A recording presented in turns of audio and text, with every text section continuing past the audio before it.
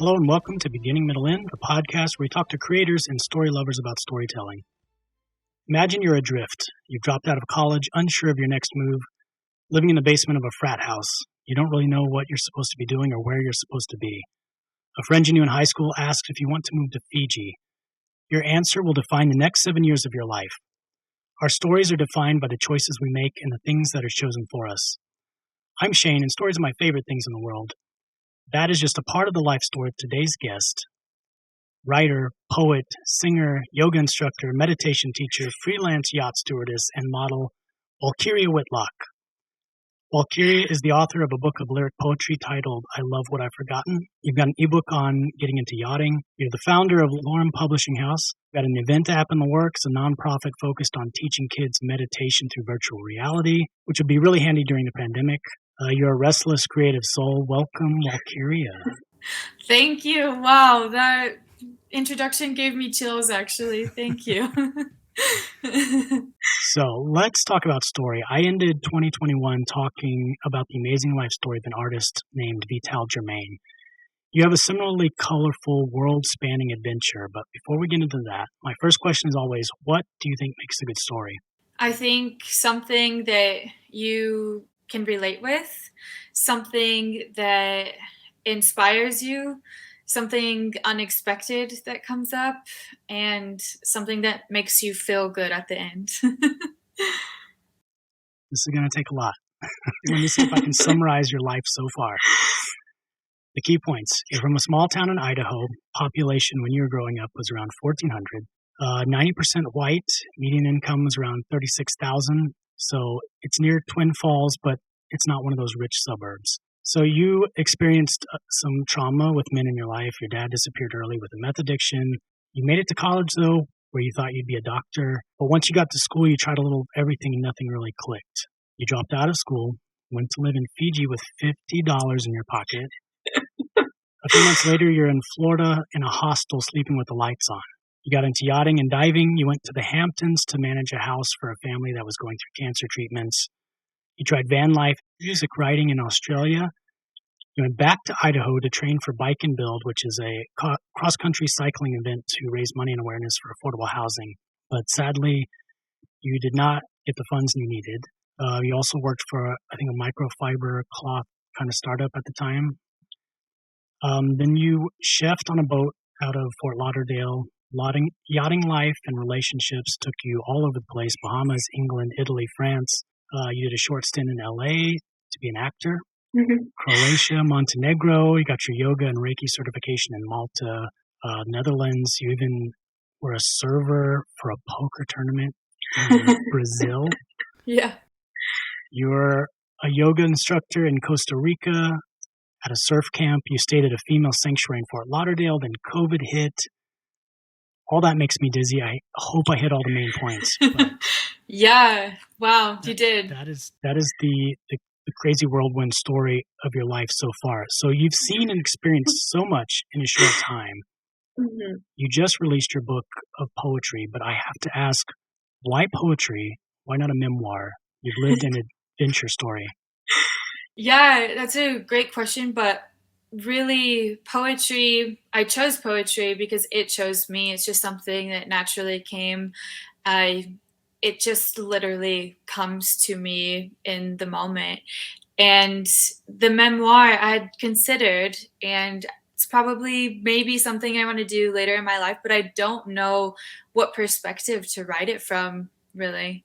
That's one thing. I feel that I will need someone else to come in and help me to write it, because each moment of your life, you don't really know what points you can highlight, because it changes. How you tell your story means everything, right? And you keep learning and you're progressing towards a certain area. But I feel that I need to understand my perspective a bit more. Hopefully after I've lived a longer life and I've accomplished some big things to help, but. And has the traveling slowed down? Are you kind of settled for the time being? That's the hardest thing right now. Is I told myself in September that I would stay in Boise for 1 year so I could just focus on my projects, which is what I've been doing.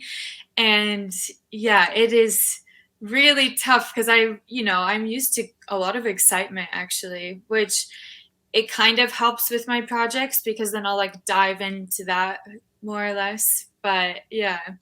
You said poetry kind of chose you. So talk about your creative process. Kind of walk us through, do the ideas come to you and then you keep it loose and just shape it as you go? Are you looking specifically at musical structure or any kind of like specific poetry? I write by taking walks and being by myself, and things will come to me, usually melodically. Sometimes not. Sometimes the prose is just written in the moment while I'm reflecting. And what I'll do is record myself just completely however it comes out, not trying to judge it or make it fit in any sort of pattern. And then I'll listen to it and write it out and then take out the parts that don't really make sense and kind of shape it into this is a structure, right? Like this part matches its own rhyming agreement, this part repeats itself, that kind of thing. But it's definitely all creative writing. One thing that's hard for me is to know when to let something go. How do you know when a particular piece is finished? Do you feel like you could always keep messing with it, or do you ever look back on them and say, "Oh, I should have done this or that," or do you just know? So it really depends on the poem, but I will tell you, until I recorded the audiobook, I was constantly editing my book every time that I would read through it. Some poems have always stayed the same since they were first written, but some of them I felt that they could be improved. And I think that if I didn't have to stop editing it, I'm not sure that I would have. You know what I mean? I had to honor that end date. I had probably 22 final copies. Okay, But that's the process. Yeah, I'm glad I'm not the only one with that problem. So, Walkyria Whitlock, you've got an amazing name. I think you were named for your great grandmother. Now, Walkyria is the Icelandic and Old Norse pronunciation for Valkyrie. And those were the women from Norse mythology that decided on the battlefield who lived and died, kind of like a fate. Whitlock is an Old English term for white hair, so you're the white-haired Valkyrie. Now, my last name is Savannah Pretty. I've heard so many mispronunciations of that over the years, and having a last name that ends in pretty, I've heard so many jokes and insults and even come-ons based on that. Growing up in Alabama, when the teacher first did roll call, I always knew when they got to my name because there'd be the pause, just long enough for everybody in the class to turn around and look to see who had the strange name. So a name is a powerful piece of identity. Talk about how having such a unique name has affected your story and how people perceive you. So you know what's kind of funny about that is before my mom named me, someone told her, "Are you sure you want to name her that? Because that's a big..." And it's made a huge impact on my life because I was always used to being different. As they're reading down the list, always there's a long pause and seldom was it ever said correctly, and to the point where I went by Kiri most of my childhood and middle school years. And so that took a lot of growing into, actually. Like, this is my name. My name is Walkyria. I worked on a boat where there was a girl who had a similar name to Kiri, so they had to choose a new nickname for me, and it just totally messed with me. I was like, nope, that's enough. I'm just going to be going by Walkyria, and if people can't say it, they can call it W. Yeah, and it took a while to feel like I deserved that name in a way. One day I was doing yoga to the song Ride of the Valkyries by Wagner, and I started crying because I felt like it was so powerful and I could actually relate to it in a way. I don't know. It was just like a beautiful moment. So you've lived a kinetic life after growing up in a small town. You visited more countries in the last 7 years than most people will see in their entire life. Do you think all the constant change has been you searching for something or running away from something? Definitely believe that it's searching for something. I actually don't believe you can run away from anything. Like, your problems are your problems and they're going to be your problem. That's something you realize too when you travel. But yeah, I was always searching for purpose, searching for understanding, searching for connection too. And that really came from learning how to connect more deeply with myself, which helped me establish my beliefs, which helps me establish the foundation, which helped me establish my vision. I think I was just searching for that spiritual connection, really. Do you think you found what you've searched for? Yeah. Or you still Yeah, looking? no, that's why I'm able to be here, I think, because I'm like, this is just for right now. And I get to choose. This is what I've chosen for right now. And I'm happy that I'm doing it. I feel like what I'm doing is worthwhile. And I pray every single day, which I never did growing up. I don't know. It's been such a special journey. I feel so lucky to feel that I know God, if that makes any sense, because yeah, I just couldn't ever believe that that would be my possibility because I was atheist when I was in high school and I was very sharp and very stubborn, and I just could never imagine that I would be how I am today. You've seen and done so much. You're from a small, lower income town, never left the States until the age of 20. And then you became immersed in the yachting world, which is very exclusive to the 1%. How has seeing the world and all the different cultures and all the different types of people, how has that changed you? It's made me more accepting, more open minded, more empathetic. It's gave me a greater perspective, a deeper sense of knowing. One thing that happened very early in my traveling years was, okay, in high school, we had to read this book. It was called Hiroshima.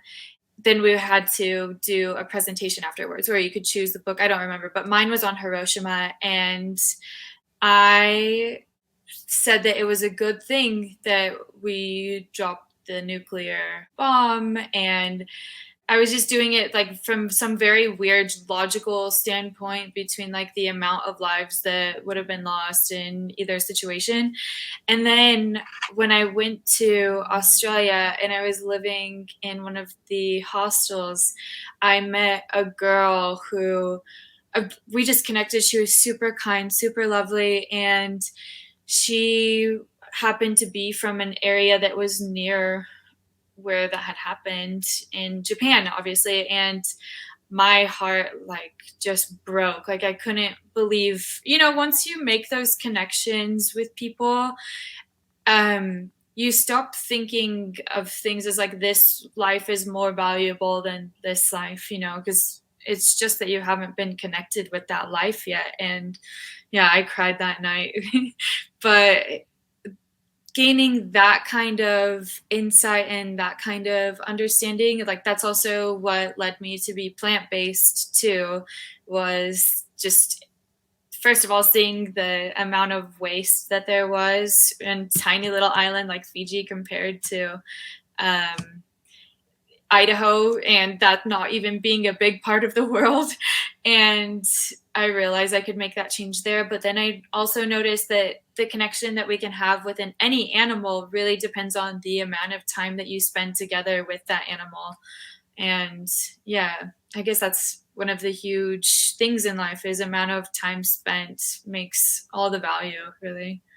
Let me go further since you're talking about meeting all these different people. You have literally had to rely on the kindness of strangers several times in your journey. Your life has been like a stream flowing, and these random people drop in your path like rocks and change the flow of your life. Every moment in your life when you went on a whim with a stranger to a faraway place, no money, sometimes no phone. So many times we've heard that same story but with a tragic end. Do you think your story going forward is one of taking every chance because that's what life is all about?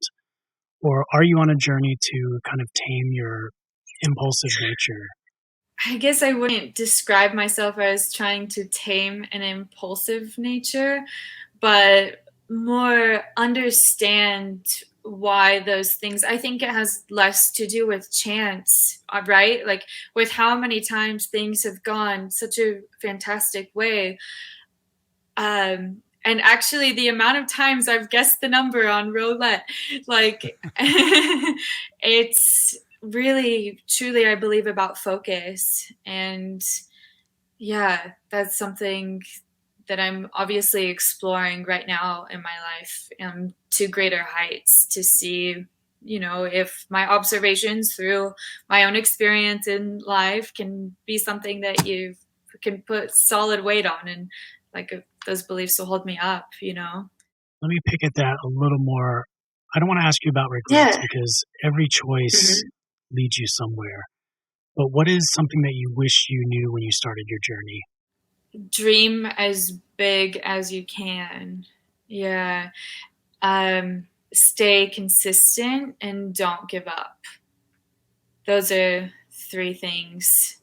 Because a lot of times what would happen was I was about like feeling the goodness that if something bad happened, I would see it. I saw it as a sign that I need to go in this direction.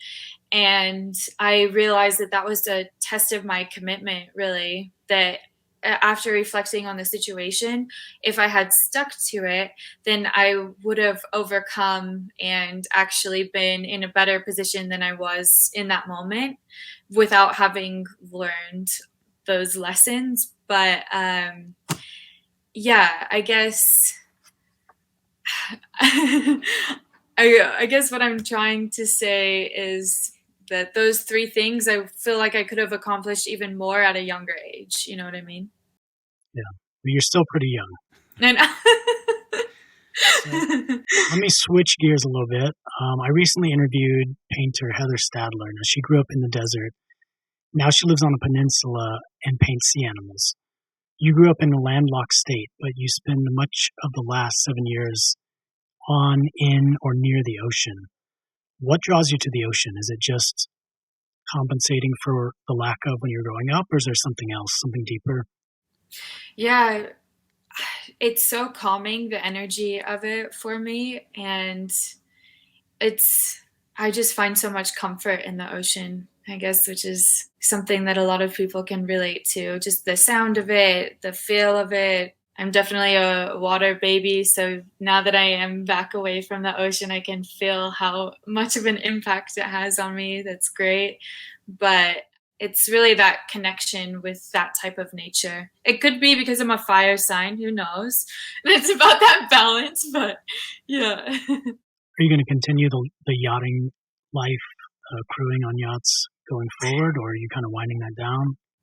So my goal is to continue to work just on my projects, and if I need to go back to yachting for money, I will, and that's a possibility perhaps in March, but at the moment, everything's going great, and so I'm probably not going to go back to yachting, which I'm happy about. But yeah, I'm working on getting my own yacht someday.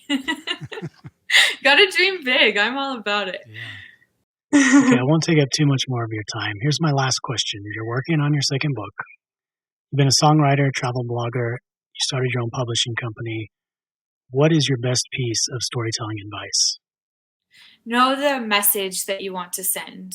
If you understand your why or your message for it, it'll be a lot easier to steer the course of your story. But Great. How's that? Yeah. That's perfect. And your message why right now is life is beautiful. Is that? Yeah, enjoy life. Yep. Exactly. Okay, Walkyria Whitlock, thanks so much for sharing your story with me today. You can find out more about Walkyria's work at walkyriawhitlock.com or follow her on Instagram at Walkyria_Whitlock_. Her book of poetry and prose, I Love What I've Forgotten, is available now on Amazon. Thanks so much, Walkyria, and good luck getting that yacht. Thank you so much.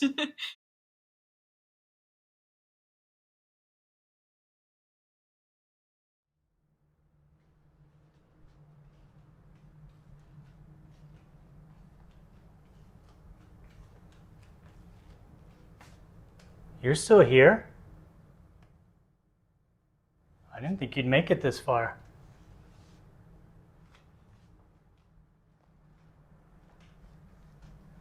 Like, comment, subscribe.